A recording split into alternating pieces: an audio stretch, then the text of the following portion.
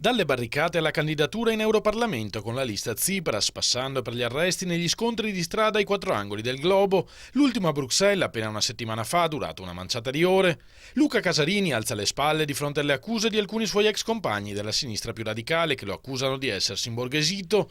Il mio conto in banca è lo stesso, sorride dalla Sicilia dove si è trasferito per amore, e la mia lotta anche, contro l'ingiustizia, per usare una parola antica, e contro la miseria che affligge 120 milioni di europei. Rispedite al mittente anche le critiche che vorrebbero l'ex leader dei centri sociali veneziani, sostenitore della piccola borghesia imprenditoriale affaristica di stampo veneto a causa della sua lotta contro l'oppressione fiscale. Il piccolo artigiano, il piccolo imprenditore, il piccolo autonomo, spiega Serafico, sono gli ultimi anelli della catena, lavorano 24 ore su 24, non staccano mai e sono attaccati da ogni parte, sono loro i sottoproletari di oggi. Teorico dell'alleanza tra ribelli e democratici, Casarini ha smesso la tuta bianca e oggi è in lista per l'Europa a fianco di Curzio Maltese, Moni Ovadia e Barbara Spinelli.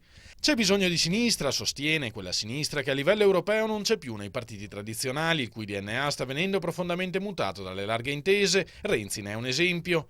Nessun ammiccamento però all'iconoclastia di Beppe Grillo e del suo movimento. Vogliono piacere a tutti, cacciare via tutti e farsi votare da tutti, osserva l'ex tuta bianca. La democrazia è un'altra cosa. Non hanno alcuna visione della società, sono dei populisti esattamente come Berlusconi.